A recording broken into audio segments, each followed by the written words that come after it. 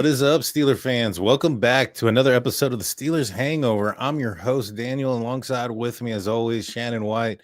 Shannon, the Steelers won 34-32, a game I don't think anybody actually thought was coming out of these two squads. How you feeling the day after Steelers victory? Well, I know we talked about it. We didn't know what to expect. Mm-hmm. Me and you talked about it after our podcast last week. It was just a mystery because they had not played together any at all in any live action.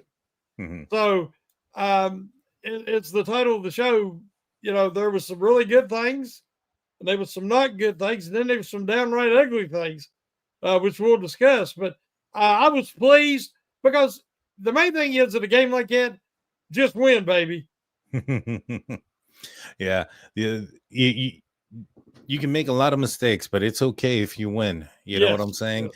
Winning cures all, so to speak. And to a certain extent, we're going to start off first talking about the injuries. There hasn't been an update on Deshaun Elliott, not that I've seen. Let me double check now in case something is broken in the last couple of seconds since Well, while we've you're been looking on. at that, I don't know if No. you've seen where Elliott was walking off after the game with Jalen Ramsey. Oh, And it appeared that he was walking fine and he Hmm. didn't have any obvious brace or walking boot or anything on. So hopefully that's a good sign. I hope so. We talked about it earlier, and I was like, usually no news is good news.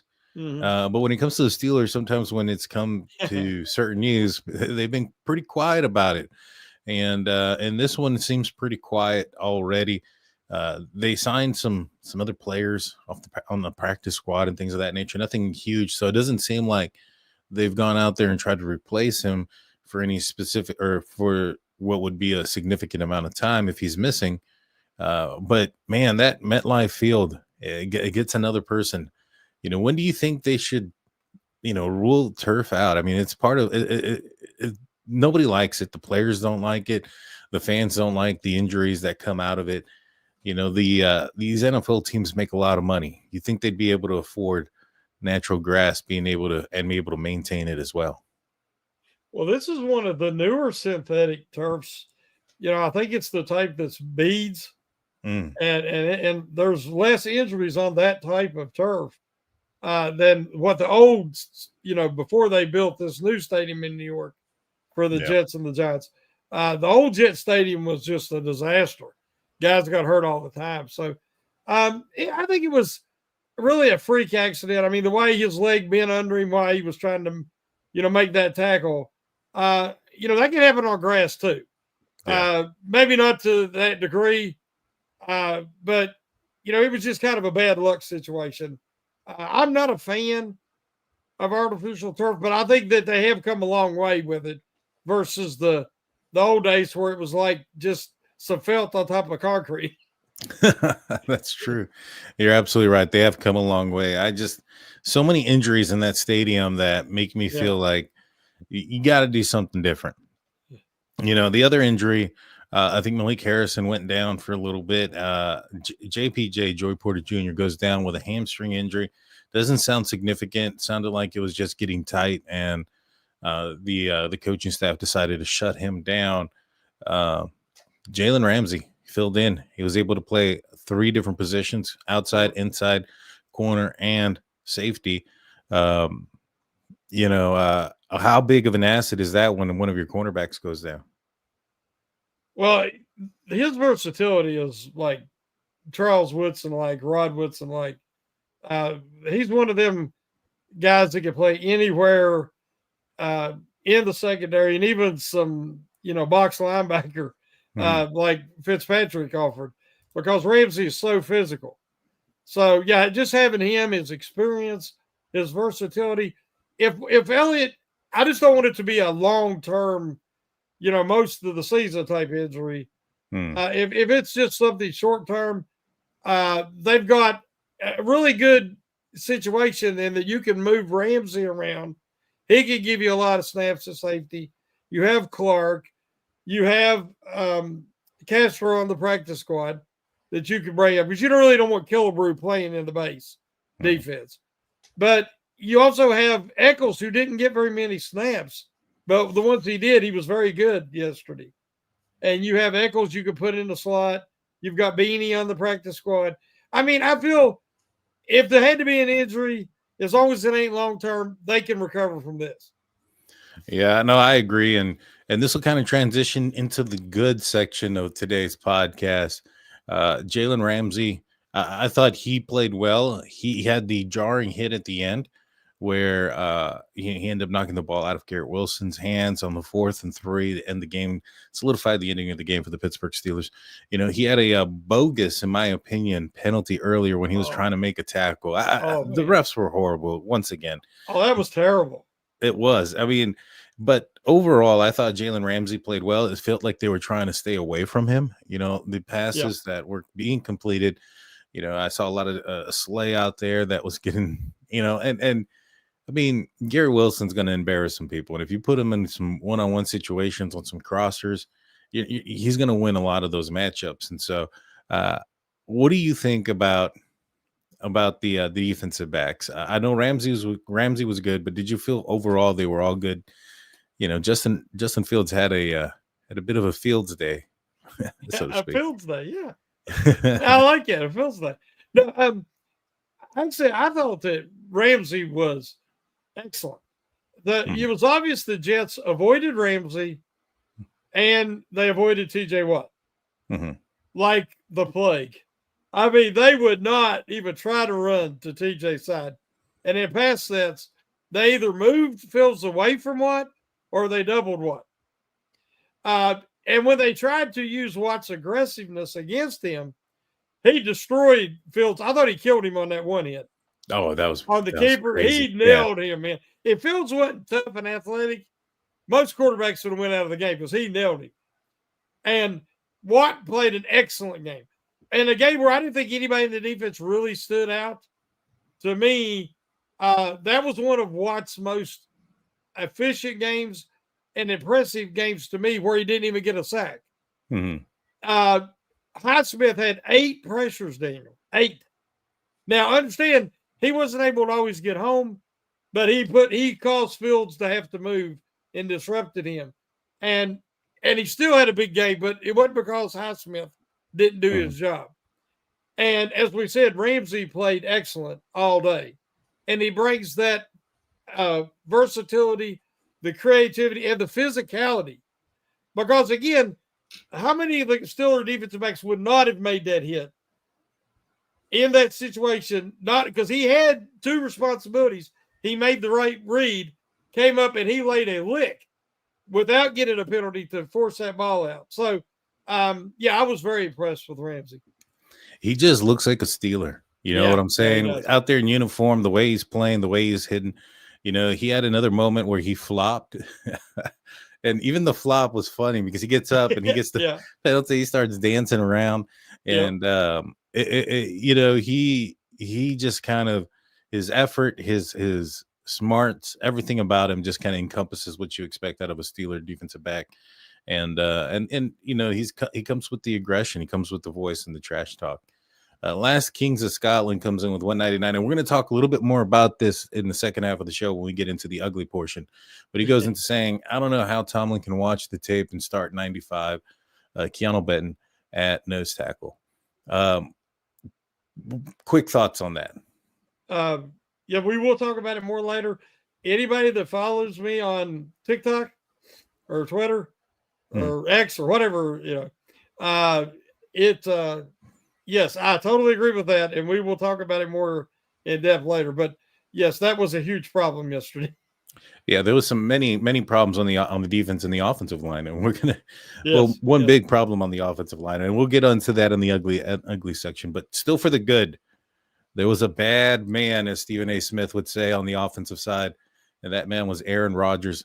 Gets a petty game ball, I'm assuming, at the end of the game for his win over the Jets. Did you expect a performance, 4 touchdowns, 22 of 30, and he had some receivers had some drops there. He did have a couple of plays that almost ended in the hands of the opposition, but for the most part, 4 touchdowns, no interceptions, sacked 4 times. You know, outside of the sacks, what did you think about Aaron Rodgers' performance? outstanding. You know, there's the thing. He didn't do anything special. He didn't do anything mind blowing. What he did was, if you watched, he checked them out of bad plays.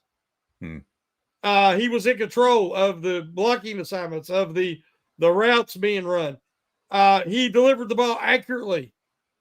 I think there was 4 drops. Yeah. Technically, you could give 3 of the drops to DK, but again, I think DK had a strong game. I think if anything, he was trying to run before he called it. He was trying to make big plays to to impress the fan base. I think we'll see him. That'll be a rarity. Mm-hmm. But once he gets the ball in his hands, his blocking, everything, Metcalf's the beast. But he brought out, utilized Austin. I've never seen Austin be utilized like that because they ran the right routes, set up the play action. He had 3 of his touchdowns were off play action. Yes. He can utilize play action. And Daniel, he was doing it behind a terrible line. The line's performance was subpar. Mm-hmm. But he didn't panic. Now, 2 of the throws could have been intercepted. He was trying to get rid of the ball. But to have that game behind that line performance, that just shows you what a experienced quarterback of his caliber can do in this offense. And I think if the line will improve, which I have hope they will, he will only get better. Because he threw 0 passes over 20 yards downfield. Now, we know Rodgers can rip that ball, and he likes to throw downfield. And you want to do that with Metcalf and Austin. But he didn't have time. So that just shows you how smart he is. He got rid of the ball and was still able to have a productive offense behind a subpar offensive line performance. So I thought he did excellent. I did too. I thought that he obviously he's not as fast, as mobile as he used to be. And that part was a little bit glaring, his movement. Yeah. But, the offensive line, the very first play, he goes down for a sack. Broderick Jones, it was a constant thing. And we're going to get more into him a little bit later. But, he gets sacked the first play. It's 3rd and long on the first drive. And I'm thinking to myself, here we go again. Here we go again. Here's 3 and out. We're going to get, the defense didn't do so great. They stopped Justin Fields in the offense for 3 points on the first drive. But they weren't looking so great, on that drive. And it would have been more of the same to come throughout the entire game for the defense. But right off the bat, 3rd and long, a couple of times actually on that drive, they go down there, they score a touchdown on the first drive, even with all the setbacks and the hiccups, which to me, it seemed like the offense was competent. It seemed like for the first time in a while that this was an NFL offense, an offense that could get hit, whether it be a penalty or a situation where they're in 3rd and long and still be dangerous enough to get the first down. Mm-hmm. And in many of those, in those situations on the first drive, they were, Pat Freiermuth had some timely catches, for first downs in this game. And I felt that, they were able to overcome so many things, and they felt like, like the whole touchdown. They didn't do that at all last year once the entire season. First game, first drive, it's a score. And I knew from that moment when they were able to score in the first drive that this offense was going to be different. And he came out to play. He said something after the game, Aaron Rodgers. He said he was glad that he beat everybody on the Jets. Now, I think he was kind of trying to set it away because he was being asked questions specifically about the head coach of the New York Jets. And so I don't think he was trying to take shots at New York or anything like that. He was actually trying to diffuse the situation. But, that had to feel good for him. Did you see him walking off the field with Cam and Coach T? Yeah. It was a good moment. And, transitioning into the wide receivers, I thought they played well. Did you feel like they needed another wide receiver? Did you feel like they were missing wide receiver 2? And speaking of missing wide receiver 2, what happened to Roman Wilson? Well, Wilson got, I think it was 10 routes. And I watched them all. And there was times that he was open. I tell everybody, go back and watch. The problem is every route they sent him on was a deeper route. And Rodgers was already having to get rid of the ball or run for his life. Yeah. Again, that will improve. That will improve if the line improves. And we've seen him unlock Austin. Austin caught passes and like the one contested catch. And he really should have had a penalty on that one right at the end of the game. That should have been pass interference. I agree.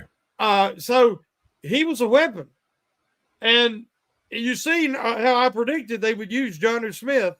He's getting a lot of them routes and reps for the wide receiver too as well. That's so true. when you consider Austin, Roman Wilson, and Jonnu Smith, I don't think that's the big issue. To me, there's bigger issues, and some of them are the big grunts up front. Yeah. But I don't think that the wide receiver is that big an issue. And again, the Rodgers numbers would have been even better without a few drops. Yeah. And I do not expect that to be an issue with DK moving forward. But my gosh, you can just see him. He is a beast. When he gets the ball in his hands, he's not only fast. Like if he'd had one more step, he'd have took that one to the distance where the guy pushed him out. It's not fair for a guy 6'4", 225 to run a 4.3 something.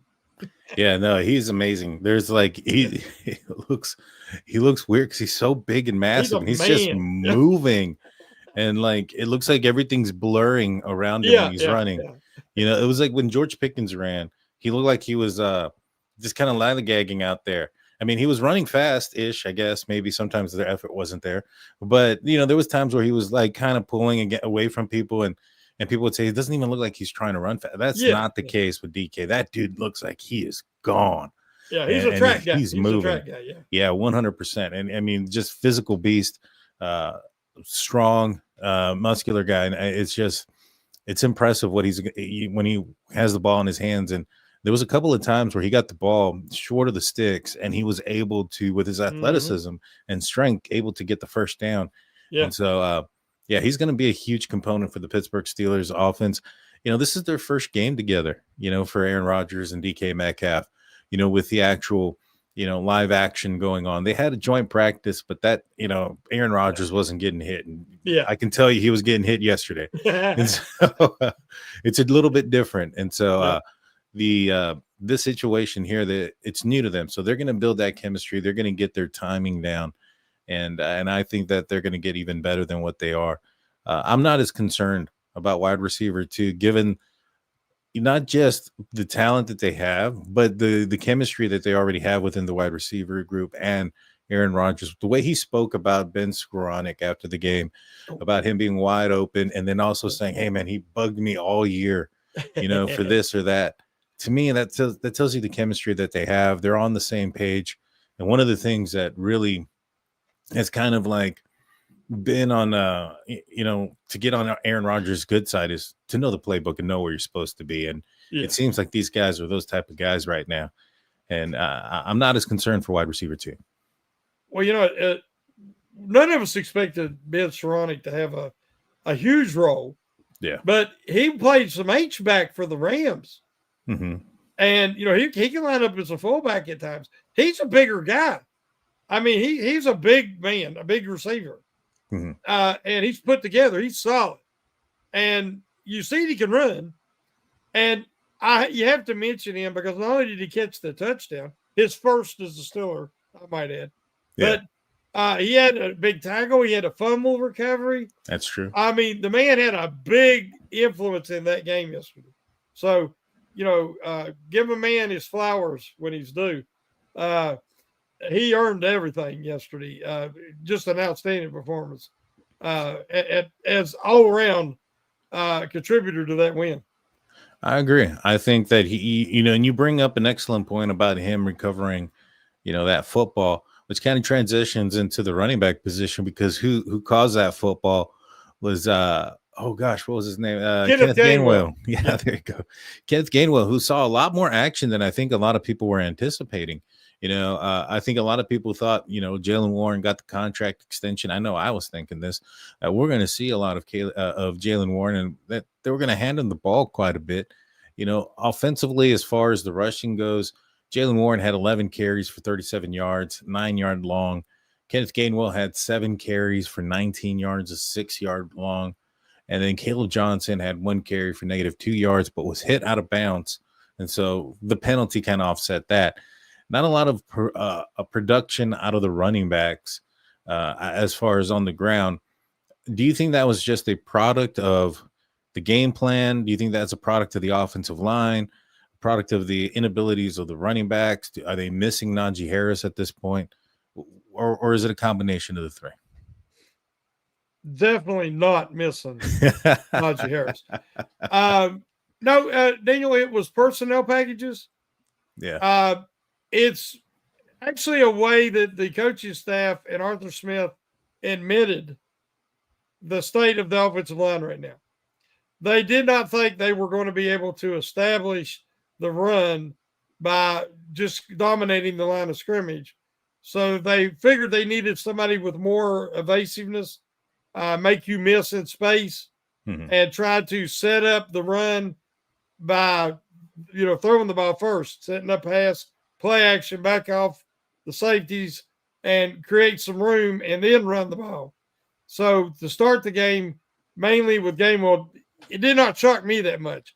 See, I told everybody early in the year we're going to see Warren and Gainwell, and then eventually we'll see more Caleb Johnson as the offensive line comes together. And everybody's like, oh, no, Caleb Johnson's 50-50 with Warren. I'm like, nope. And his pass protection isn't there at this point either. Caleb Johnson's. So they know what they have in Gainwell. They know he's not going to make the huge mistake. He tried, like the one sack he gave up, he neutralized the guy first.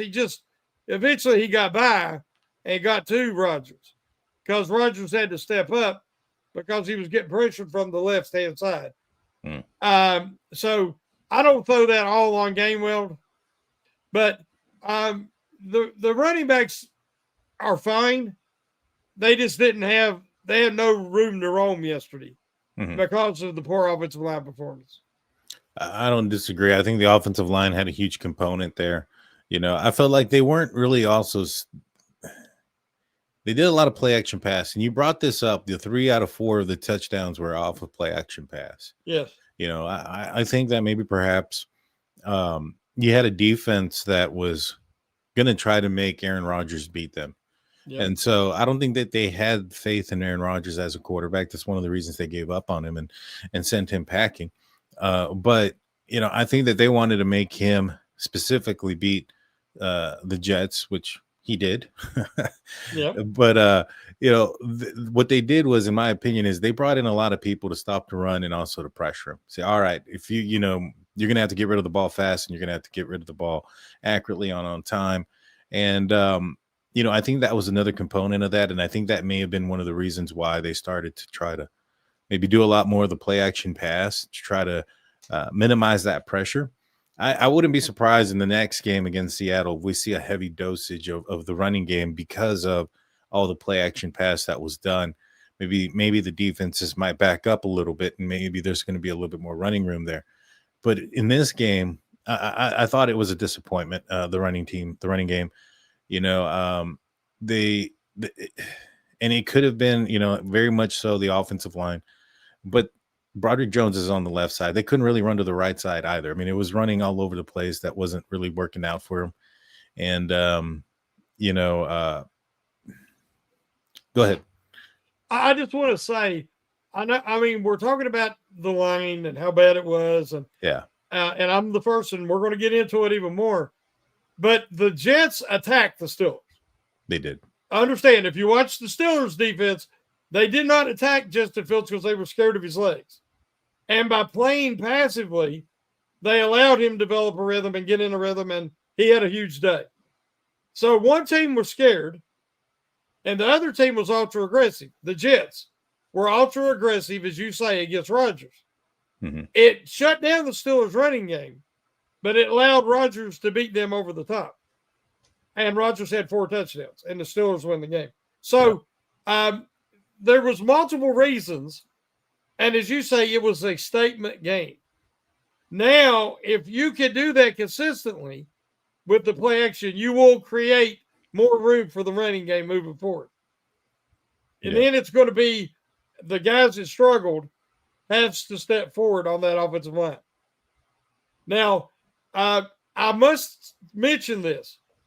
Go back and watch Troy Fautanu. Watch every pass set of his.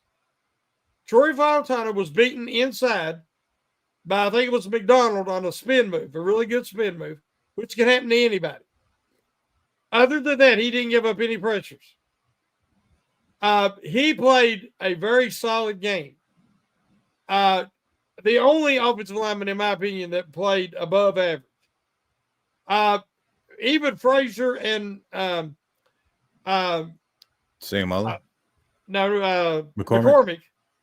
Frazier and McCormick, to me, played average or below for them. Seumalo, you could tell he was just coming back from, he's been injured a lot, didn't get to play much. And then we'll get to Jones. But I think we're going to see improvement there. Mm-hmm. But what to do with that left tackle is going to be an issue. Yeah. No, I agree. I mean, that left tackle is going to be, it's a huge issue right now, but the running game, it was bad in my opinion. Was it ugly? No, not necessarily, because I think they did some good things out of the backfield. I think they did some good things blocking and pass blocking for Rodgers when needed to, because oh boy, over there on the left side needed a lot of help. One good thing we forgot to mention, and I can't believe we forgot it, but 60-yard game-winning field goal from the logo beyond the 50 for Boz. I mean, did you have any doubts when he was trotting out onto the field that he was going to not nail that? No, I actually told my wife, I said, watch him lose yardage and make him make a 60-some-yard field goal. Because the one he kicked for 56 would have been good for 60-something. Right. The one he made from 60 to win would have been good for 65 minimum. Yeah. I mean, his leg strength is improved. His accuracy is incredible. The guy is the best offensive player on the Steelers. Pay the man. I mean, Hayward did his pity party. I can't afford to feed my family nonsense. Paid him. He would come in out of shape, but he ain't going to get that. It's incentives. So he ain't going to get it unless they make the playoffs and win some playoff games. And so he's going to have to earn it. But that first game he didn't. But we'll get to that later. But Boswell is all automatic, reliable. Pay the man. 100%. I think if anybody deserved a contract extension, even for the Steelers to break the rule about not signing any type of incentive or deal, with at least another year with 2 years left on the contract.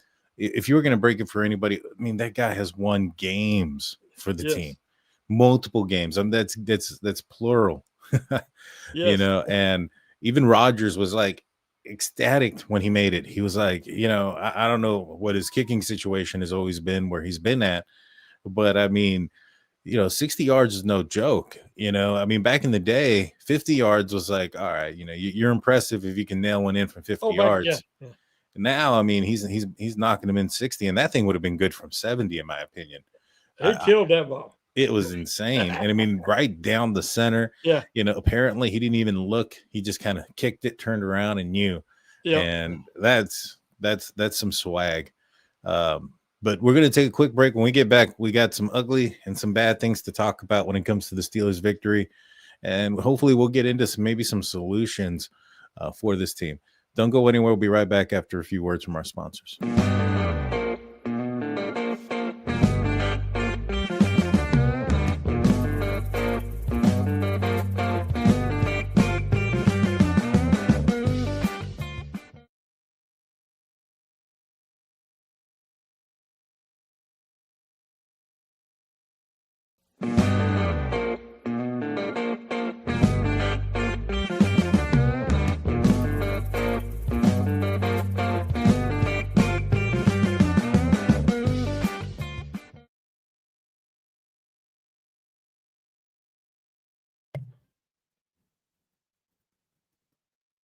Sorry about that, guys. Welcome back to the Hangover. I was a little bit muted there. My bad. Mistake. Welcome back to the Hangover. Before we get back into the conversation, I want to remind you guys of our website, SteelCurtainNetwork.com, your one-stop shop for Pittsburgh Steelers news and coverage. Go check out the articles, the breaking news, everything that comes into for the Pittsburgh Steelers is on the website, SteelCurtainNetwork.com. While you're there, you can check out the audio-only podcast. There's several podcasts that don't make it on the YouTube, so it's only audio only, which would include mine, State of the Steelers, which airs out on Saturdays. This last week it was at noon. I think it's going to go back to 11 a.m. But you can go and keep in checking it. Go check out this last one. See what I got right, what I got wrong. I did predict the Steelers to win. I didn't predict it to be a high scoring game. So you'll see where I got those things wrong. But go check it out and make sure you become part of the conversation there at SteelCurtainNetwork.com. All right. So back into the conversation. We talked a little bit about the running back situation where it was kind of bad, offensively. The offensive line, and we touched a little bit on some of the players. You talked about Zach Frazier and McCormick and Sam Malu and a little bit of Fautanu, that they weren't maybe perhaps up to the bar or the standard that was we were hoping for them. Now, I know that this is just week one. There's going to be some growing pains. But overall, I felt like there's a lot of learning for the offensive line. And we'll get more into Broderick Jones in a little bit. But outside of him, I think there's a lot of learning for those guys. Some folks are looking at Pat Meyer as being possibly somebody that needs to go. There's been a lot of players that have left the Pittsburgh Steelers and have done well as of recent. Whether that be because they're in a position they're more comfortable with or a scheme they're more comfortable with, who knows? But maybe perhaps it's the coaching. Do you think Pat Meyer has any blame into what is going on the offensive line? I think he has to take some. A good offensive line coach. The offensive line is different than any other position group in that. I don't know if you remember the cornerback room back in the last two Super Bowls for the Steelers, where you had Ike Taylor, Troy, and Clark, and there was always another corner that was involved in that. And they were very close. They did things together. Their families hung out together. They would pray together on the sidelines. There was a certain level of camaraderie, and they talk about that often. If you look at your best offensive line groups, they have that type of camaraderie. There are five guys working like a hand. If you have one broke finger, you got a weak spot in your hand. And that's how the offensive line is. Those five guys have to work in unison. And I don't see the chemistry, the cohesiveness out of the Steelers' offensive line. I'm expecting Frazier to take a huge step in year two as a leader because he's established himself as one of the top centers in the game. And he needs to get this situation under control. And him and his teammates need to do whatever they need to do. With Jones, you see flashes. Now, I believe that his progress was stunted by playing him out of position.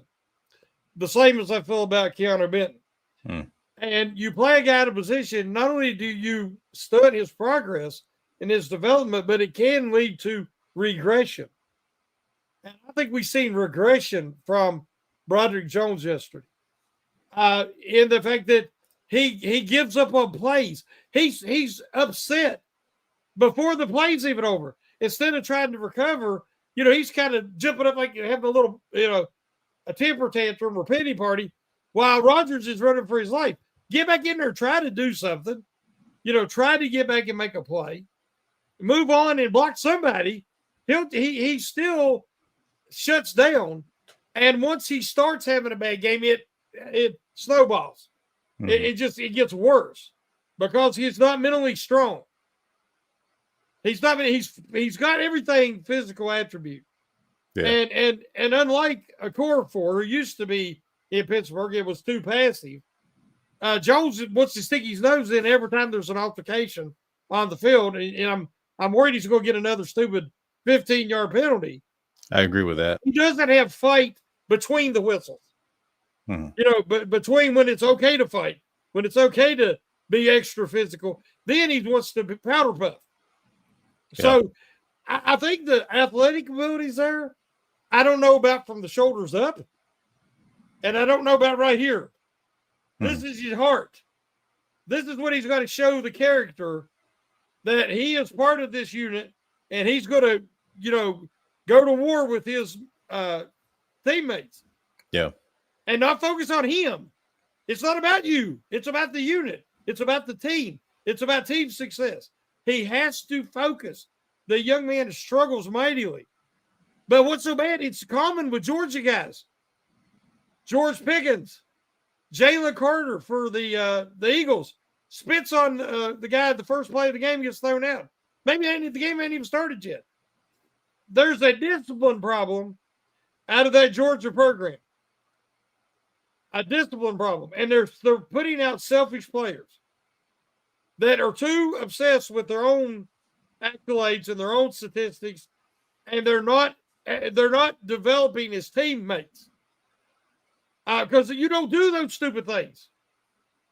And I'm hoping Jones can and I see the word over here in our comment section, bust.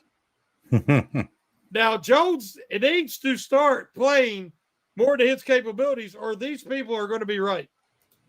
I agree. Big Sean G comes in saying Jones got an F, Sayamala got a D plus, Frazier B minus, McCormick C, Faetano B. With Sayamala, do you think that his play is affected by Dan Moore? Do you think that maybe with a Dan Moore, I mean, not Dan Moore, I'm already calling him Dan Moore, with Broderick Jones, That's bad. They're about the same right now. That's what I'm saying. That's bad. Yeah. With Broderick Jones and his play out there, it has to have an effect on the rest of the offensive line. I mean, also it has to have an effect on the scheme. It has to have an effect on the amount of route runners you have, because now you have to protect him. Now you have to bring in somebody else. It has to have an effect on the personnel that you put on there.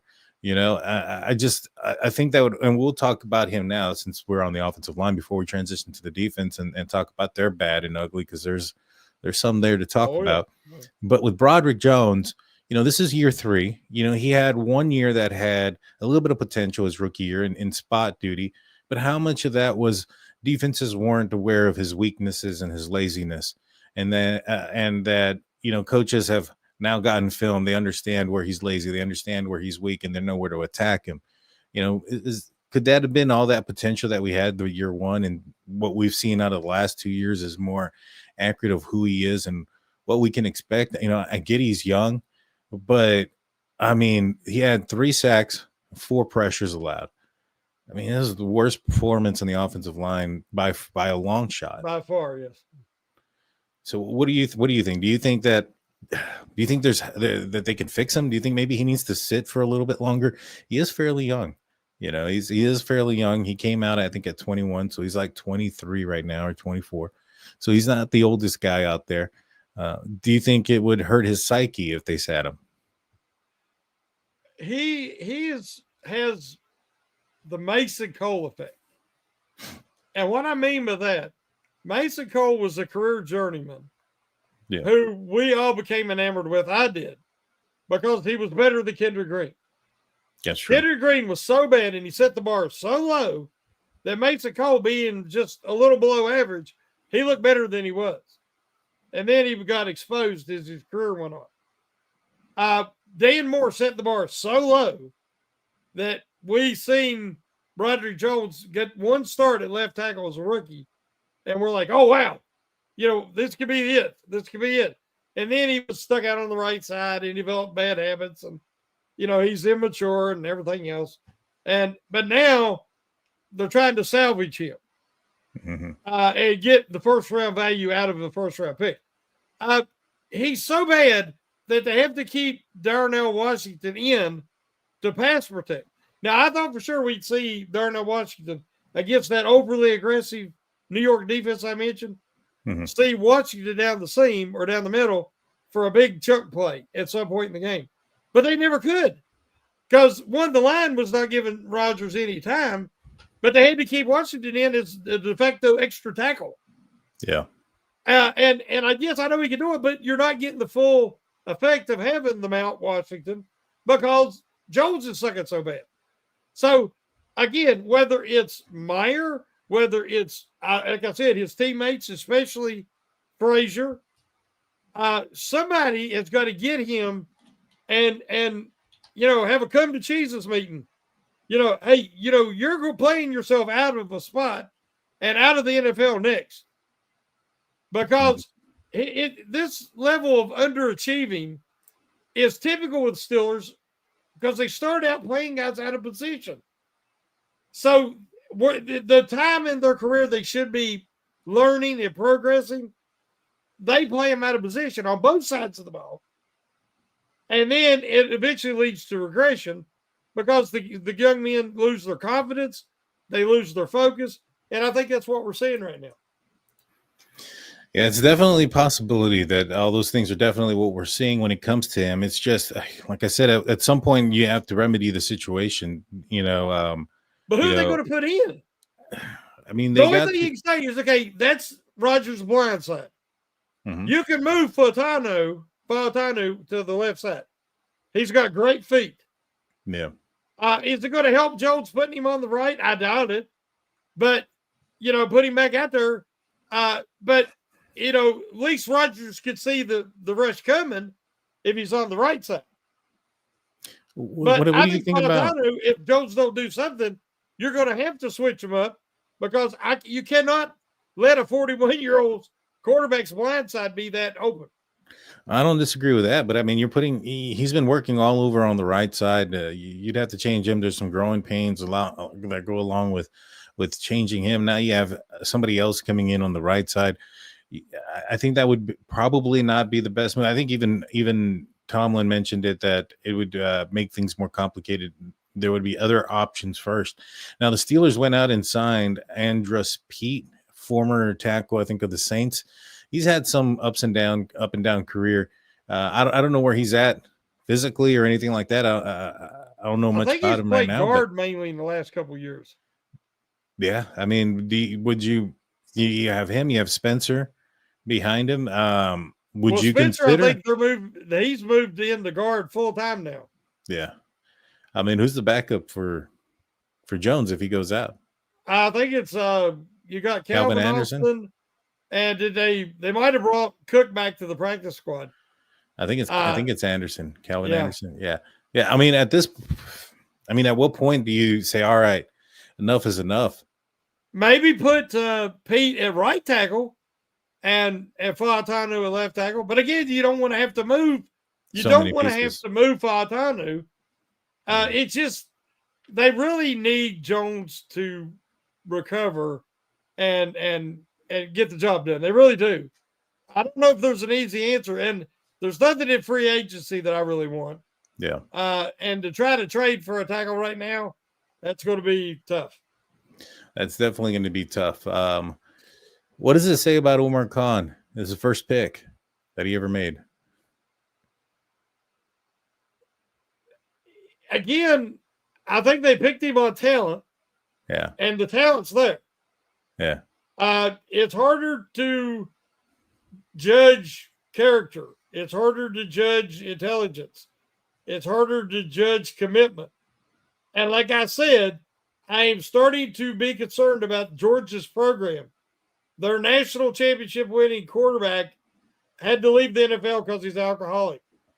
Jalen Carter was involved in that street racing incident before he ever got in the NFL, and he's a loose cannon. And I said, everybody said, he's such a great player. Yeah, but you never know what he's going to do. George Pickens, I don't have to say anything there. And now you got Broderick Jones, who's more apt to get a 15-yard penalty post-snap than during the snap. That tells you a lot. Mm-hmm. I'm starting to question what kind of young men that program's putting out. Well, Darnell Washington, I think, is an excellent, example of a player coming out of there that's not bad. I thought he's got good high moral character and things of that nature. Yeah, but he wasn't even utilized hardly in college. That's true. I mean, you think about it, Bowers was their guy at tight end, and Washington, did they even develop him as they should have? Probably not. Should they have made him more a part of the offense, or should they made him a tackle? Yeah. But yeah, as far as character, I have not seen any issues with him. Yeah. Transitioning onto the defensive side, we'll start off with the middle linebacker position. I think it was a little bit of a down performance for both Peyton Wilson and for Queen. I think they did okay. Justin Fields put the ball in some spots sometimes that were he threaded the needle. Yeah. I mean, threaded the needle between those guys. But in the end, they didn't account for any pass breakups or interceptions, turnovers, or any of those type of things. And, the running game was the running defense, the defensive running game was poor. So they didn't put their part into that aspect as well, whether it's because the defensive line kept them, didn't keep them clean or whatever the purpose may be. To me, I don't think it was the best performance out of the middle linebacker group. What did you think about Peyton Wilson and Patrick Queen? I had a discussion on Twitter about this today. Mm-hmm. A Steelers personality said that a former Steeler had said that Peyton Wilson was not good against the run Sunday and that he's a good coverage guy, but if he can't do better than that, he ain't going to be able to start. And I'm like, you got to be kidding me. Mm-hmm. The defensive line was atrocious. Cam Hayward was sucking air by the second quarter. That's true. Loudermilk is a body in a uniform. That's all he is. And Benton was on skates. Connor Benton was on skates all game. He was 2 to 3 yards and moved back immediately, right at the snap of the ball. They ran the ball right at Hayward and right at Benton because they were nowhere to be found. And that's also happens to be Patrick Queen's side. Mm. And they overpower. These linebackers are coverage, they're speed, they're great athletes, but they're not made to take on guards every play. And they were blowing Benton off the ball, and then the guard was blocking Queen or Wilson. Everybody has to do their job. Yesterday, the defensive line was a huge weak spot for the Steelers defense. The biggest weak spot for the Steelers defense. It was not the linebackers. It was the defensive front. When the only time they had any success was Wyatt Black. When he was in there, he made a play or two here and there. But they missed Derrick Henry badly. Mm. And the fact that Hayward being out of shape. I mean, he got paid, he could feed his family, but he didn't earn it yesterday. It was not a good performance from Hayward yesterday. But Benton is playing out of position. The man is not a nose tackle. I will continue to say this 2 years in a row. He is not a nose tackle. Use Black. Use Equale. They should be your nose tackles. You could rotate. Loudermilk should never start.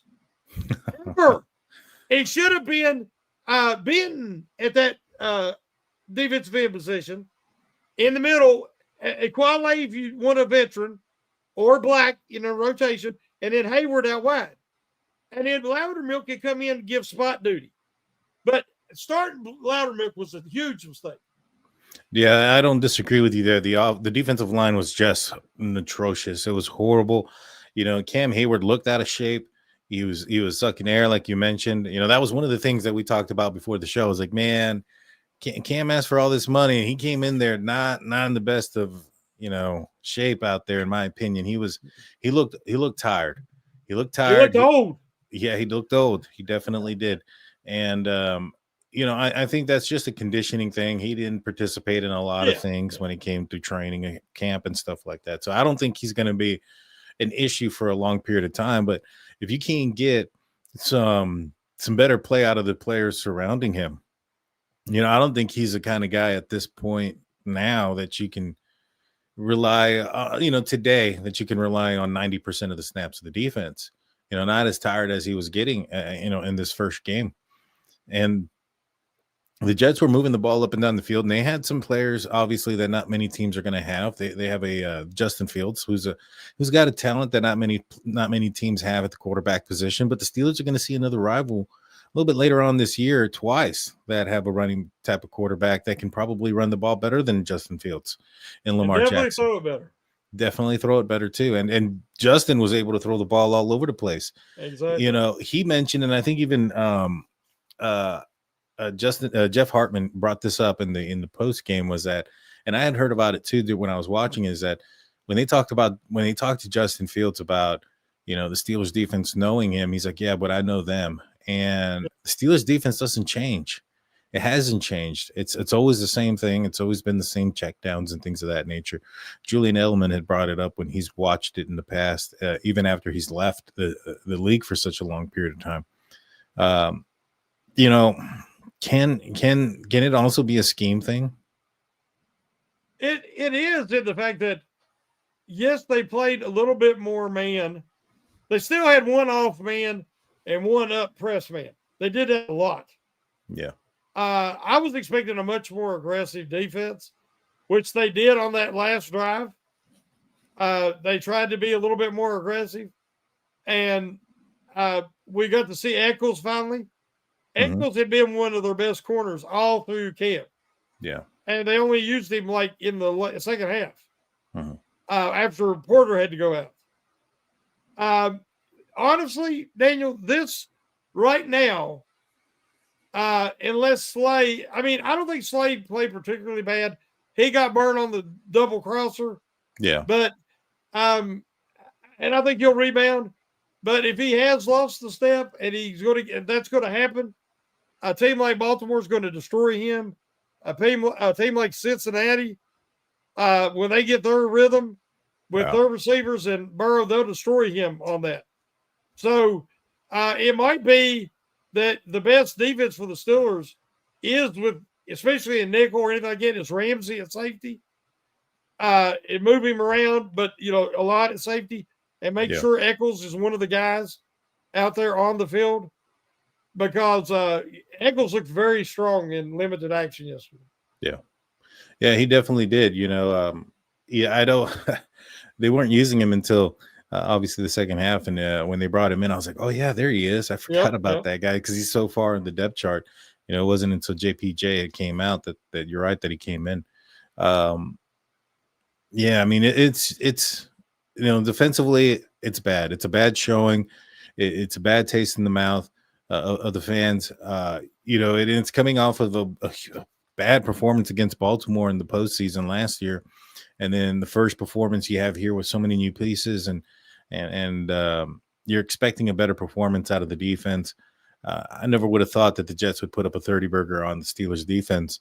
And it wasn't like the Steelers offense did something to aid in that. There was no turnovers. There was no short fields. None of those things. It was a offense that was able to dismantle the defense there, especially up front. And, some people say, I can't remember who it was, but I was listening to some other folks talking about the Steelers. Do you think that maybe perhaps there's a formula to run against the Steelers? Did the Baltimore Ravens put out a formula to how to run against the Steeler defense? I mean, I don't think everybody has a quarterback like Lamar Jackson and Justin Fields with what they can do with their legs, and like a Breece Hall and a Derrick Henry and what they can do with the running game. But do you think there's a that exists, this formula for beating the defense? No, it's when the Steelers had a really bad run defense. I think it was last in the NFL a few years back. They had the same problem. The Hayward was hurt, and they had the worst defensive line in football. Last year, towards the end of the year, Hayward wore down. Ogunjobi was bad. Benton's playing out of position. And the teams that run the ball on the Steelers just out physical. They just push them around. They get bully balled. Yeah. And yesterday they got bullied. Now, you could try to run blitz, but you're going to have faith in your tackling, and you're going to have faith in your corners to stay in the island by themselves. And we know Tomlin don't like to do that. But it's if the Jets did to the Steelers yesterday what they did, the Ravens will put 300 up again or more. Yeah. They have to fix this issue. I mean, they have to fix it. We didn't see any Cole Holcomb yesterday. which I think it's going to maybe they were trying to find their footing, get Queen and Wilson, uh, relying on their speed to kind of run down Fields and Hall, because Hall was breaking into the middle there and into the secondary a lot. Yeah, it was at least 5 or 6 yards. So that's before he even got touched.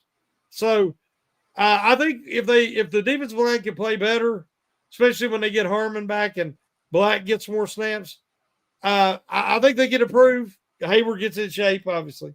yeah. But that's the formula. If the Steelers' defensive front gets blowed off the ball that bad, they're going to be a bad run defense. Yeah, no, you're absolutely right. It's and I think they well, my first thought is it's bad. The defensive line is bad, and can they improve? I think they can.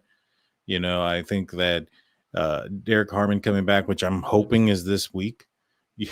After especially this performance, I don't think he saves the defensive line. They're going to need other players to step up.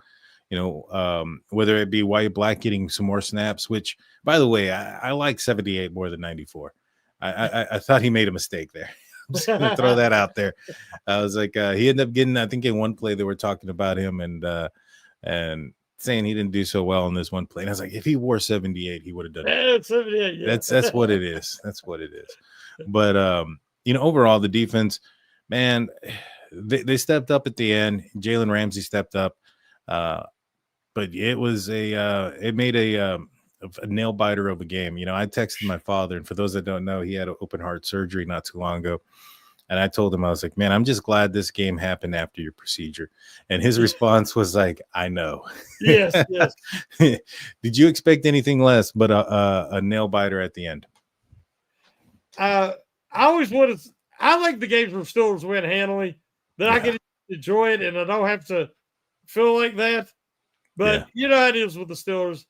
Even if they have a lead, they let other teams back in.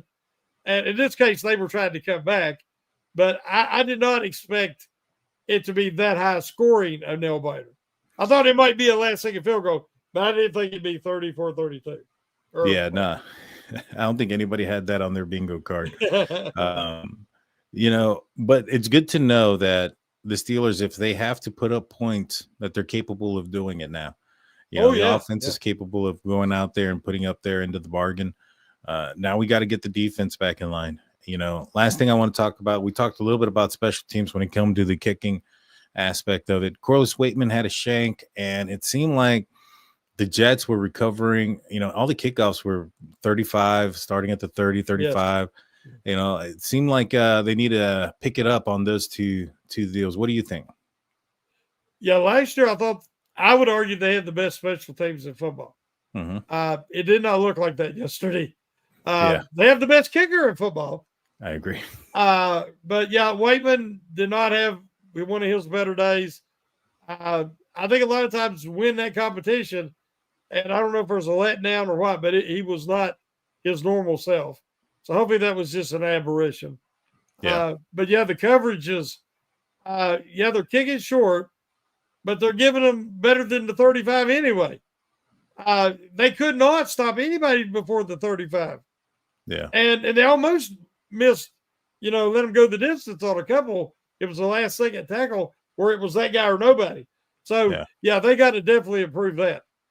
Yeah, 100%. They end up getting the fumble recovery and the forced fumble, obviously, that turned the game around, in my opinion, put the Steelers back in position. Yes. One of the things that I liked, this will probably be the last thing we talk about. One of the things I really did like is when they mentioned that the first pass, the touchdown pass to Skoranek and that touchdown pass after the fumble to Calvin Austin, that was the same play, but different players were targeted. Yeah. You had Skoranek coming on the shorter route on that first play. Calvin Austin ran the same route up into the end zone. And then on the second play, he came down. Now, I know that they had talked to some of the receivers and stuff, and they asked, who was the primary on those plays. And they're like, it's Aaron Rodgers. He decides. And it was good to see how he was able to utilize the same plays and target different players. Cause that was something that honestly, wasn't done before. And I think that was one of the things that really upset me when I watched some of these other quarterbacks for the Steelers in the past, is they would run the same play, but they would throw the ball to the same player, and defenses would hone in on that. Oh yeah. You know, and so at least here they showed the same look, and maybe because in the past when they've shown the same look, they've gone to the same area. You know, the defense bit up on their underneath, and they left Calvin wide open. You know, what did you think, just lastly, on Arthur Smith's play calling? Well, I wanted to mention before we got off air that Arthur Smith, you know, you can't teach an old dog new tricks. I think he's giving more leeway and faith in Aaron Rodgers than he has anybody since Tannehill with the Titans. And you've seen him allow Rodgers freedom to audible, to check out of plays, change protections. And you see the young team, because offense is predominantly younger. You see them respond, and they have a lot of faith in Rodgers as a leader. And that bodes well for the future. There's fundamentally issues on the offensive line that I think with hard work and attention to detail, they can clean up. And therefore, the offense should only improve. Yeah. And I like the fact that Arthur Smith is not beating his head against the wall, trying to say, it's my offense, it's my offense. No, he realizes that he's got a quarterback who maybe knows more than he does. And to have faith in him that he will check you to the right play, the right formation, that knows what he likes to throw and what he sees will work. And he can check out of a bad play to a good play. That's basic fundamentals if you're going to be successful offense in the NFL. And I think they finally have it. I agree. It's a marriage when it comes to the quarterback and the offensive coordinator. And when they're not on the same page, it doesn't work. And, you know, it seems like, and even Aaron Rodgers said at the end of the game, he's like, you know, how are we going to clash and this and that. And he goes, no, they work really, really well together. And it's a good match so far. I mean, it's only one game. We'll see how the season progresses. But the Steelers are 1-0, tied for first place because with the Cincinnati Bengals, could have been the Baltimore Ravens, but they choked on a 15-point advantage with only 5 minutes left in the fourth quarter. So good riddance to that. That was beautiful. Awesome. That was beautiful. That was. Did you watch? Did you finish? Did you watch? I watched the whole game? It all, baby. It was beautiful. Yeah, I did too. And I for some reason, I just felt like they were gonna choke it away. I just knew it. They were gonna do it. That's hardball, baby. That's hardball. Steelers are 1-0. I'll be back on the Hangover. Shannon, you'll be back on Pump Your Brakes Wednesday night. Is that correct? Yes, Wednesday night at 8. And I'll be back on the State of the Steelers on Saturday. You don't want to miss it. Like, comment, subscribe. You guys know what to do. Shannon, take us out, my man.